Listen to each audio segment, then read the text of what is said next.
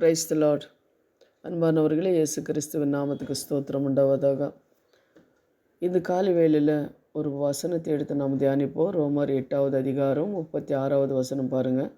கிறிஸ்துவின் அன்பை விட்டு நம்மையை பிரிப்பவன் யார்? உபதிரமோ, வியாகுலமோ, துன்பமோ, பசியோ, நிர்வாகமோ, நாசமோசனமோ, பட்டயமோ அப்படின்னு சொல்லி வசனம் சொல்லப்பட்டிருக்கிறது. கிறிஸ்துவின் அன்பை விட்டு நம்மளை பிரிக்கிறவன் யார்? ஒரு குழந்தை எப்போ பார்த்தாலும் ஆண்டவரை துதிச்சுட்டே இருக்குமா, இயேசுதா இயேசுதா உண்மையில் தேவன் அப்படின்னு சொல்லி ஒரு குழந்தை எப்போ பார்த்தாலும் இயேசப்பா பாட்டு பாடிட்டே இருக்குமா. ஒருத்தரை பார்த்துட்டே இருந்து அவர் என்ன பண்ணுறாருன்னா, சரி ஏசப்பா பாட்டு பாடிட்டே இருக்கிற, ஏசப்பா தேவன்னு சொல்லிட்டு இருக்கிறேன் அப்படின்னு சொல்லி உன்னை ஏசப்பா உன்னை விடுவிக்கிட்டோம் அப்படின்னு சொல்லி ஒரு ரூமில் எடுத்துகிட்டு போய் போட்டுட்டு பூட்டிட்டு சரி ஏசப்பா உன்னை விடுவிப்பார், நீ இங்கே இரு அப்படின்னு சொல்லிட்டு போயிட்டார் அவர். அந்த பொண்ணு என்ன பண்ணுதுன்னா, தேவனை பாடி துதித்து கொண்டே இருக்குது, மண்டிக்கால போட்டு ஜெபித்து கொண்டே இருக்குது.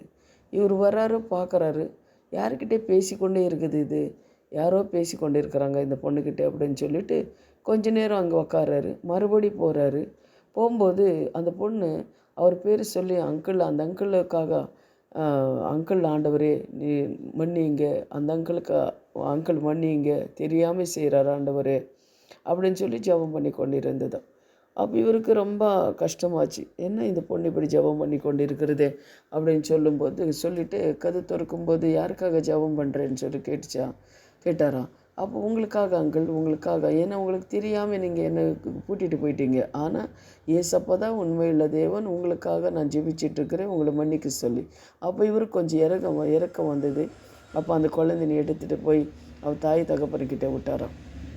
அன்பானவர்களே, அதே போல தான் ஆண்டவர் என்ன பண்ணுறாருன்னா, ஆண்டவரை துதித்து கொண்டே இருக்கும்போது அவங்க அன்பு பெரியாது, அவங்க இரக்கம் பெரியாது, அவங்க கிருபை பெரியாது, அவங்க தயவு பெரியாது அப்படின்னு சொல்லி வசனத்தை நம்ம படிக்கிறது போல் அவங்க அன்பு பெரியாது. அவர் நம்மளோட பேசுகிற தேவனாக இருக்கிறார். நம்ம வேதத்தில் கூட நம்ம பார்க்குறோம், எத்தனோ பரிசுத்தவான்கள் அவருக்காக என்ன பண்ணியிருக்கிறாருன்னா ரத்த சாட்சிகளாக மறிச்சிருக்கிறாங்க. இப்பொழுது கூட அவங்களுக்காக எத்தனோ பேர் கஷ்டப்பட்டு கொண்டு இருக்கிறாங்க. ஏன்னா அவங்க ருசி நம்ம பார்த்துருக்குறோம். அதனால தான் சொல்கிறாங்க பாருங்கள், கிறிஸ்துவின் அன்பை விட்டு நம்மை பிரிக்கிறவர் யார்? யாருமே பிரிக்க முடியாது. அடிக்கலாம், வதிக்கலாம், சிறைசால போடலாம்.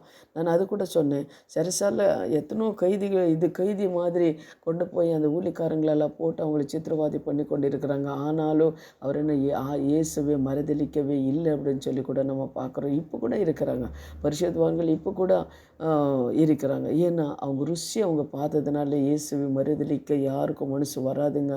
இயேசு தேவன் இல்லைன்னு யாரும் சொல்ல முடியாது. ஏன்னா இயேசுதான் தேவன், இயேசுதான் உண்மையுள்ள தேவன், இந்த உலகத்தை உருவாக்கினவர், உனக்காக எனக்காக அவர் என்ன பண்ணார், மரித்து உயிரோடு வந்திருக்கிறவர் இயேசுதான். அதே போல் யூதர்களான நம்ம தானியேல் பார்க்குறோம், ஷாதாக் மேதேக் ஆபேத்நேகோவை பார்க்குறோம். சிங்கக்கவிலே போட்டாலும் அவர் என்ன பண்ணல, மறுதளிக்கலை தேவனே. அக்னி சூழ்நிலை போட்டாலும் தேவனை மறுதளிக்கலை. அதுபோல தான் இந்த உலகத்தில் வாழ்நாள் முழுவதும் நீயும் நானும் கிறிஸ்துவை அன்பை விட்டு நம்மளை பிரிக்கிறவர் யார்? உபத்திரமோ, வியாகுலமோ, துன்பமோ, பசியோ, ஆனால் உண்மையுள்ள தேவன் அவருதான் அப்படின்னு சொல்லி நம்ம என்ன பண்ணணும், தேவனுக்காக வாழ்கிறவங்களாக இருக்கணும். இப்போ நீங்கள் நினைக்கலாம், எனக்கு இவ்வளோ கஷ்டம் இருக்கிறது, எப்படி நான் கிறிஸ்துவ இருந்தால் இவ்வளோ கஷ்டம் வந்திருக்கோமா அப்படின்னு.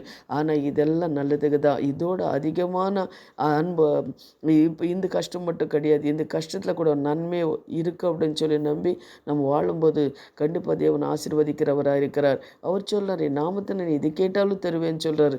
அதே நீங்கள் பாருங்கள், தாவீது நீங்கள் பார்த்தீங்கன்னா சங்கீதம் 44:22 பாருங்கள், உமது நிமித்தமும் எந்நேரமும் கொல்லப்படுகின்றோம், அடிக்கப்படுகின்றோம், ஆடுகளை போல எண்ணப்படுகிறோம் அப்படின்னா தாவீது ஏன் அப்படி சொல்லணும்? அவர் என்ன ஒரு ராஜா தானே, ஏன் அப்படி சொல்லணும்? நம்ம நினச்சி பாருங்கள், தியானித்து பாருங்கள். ஏன்னா அவர் ருசி பார்த்துருக்கிறார்.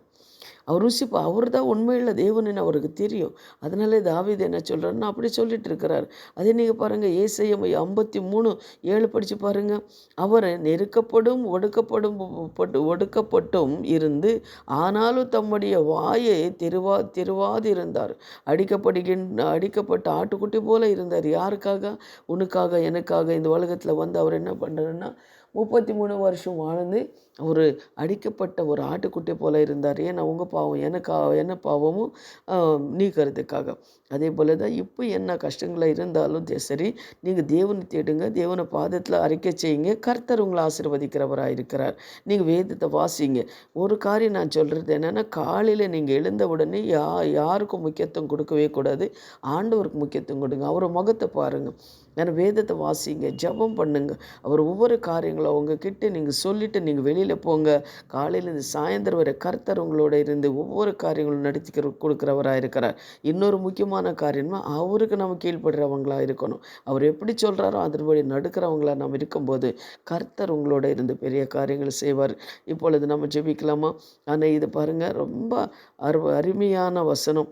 யார் என்ன சொன்னாலும் சரி, ஆனால் கிறிஸ்து உங்களோட இருக்கும்போது உங்களை விட்டு யாரும் பிரிக்கவே முடியாது. அவர் மேலே அன்பு செலுத்துங்க. கர்த்தர் உங்களை ஆசீர்வதிப்பார். எங்களை அதிகமாக நேசிக்கிற பரலோக பிதாவே, சர்வ வல்லமுள்ள தேவாதி தேவனே, இந்த காலை வேளையில் உங்கள் பாதப்படியில் நாங்கள் வருகிறோம் சுவாமி. கேட்குற ஒவ்வொரு பிள்ளைங்களும் இது வார்த்தைகளை கேட்குறவங்களுடைய அப்பா ஸ்தோத்திரம். உங்கள் பாதப்படியில் என்னென்ன கஷ்டத்தோட வேதனையோடு இருக்கிறாங்களோ, இந்த விசுவாசத்தோட தகப்பனே, இந்த வசனத்தை வாசித்து ஜெபிக்கும் போது அவங்களுக்கு விடுதலை கொடுங்க.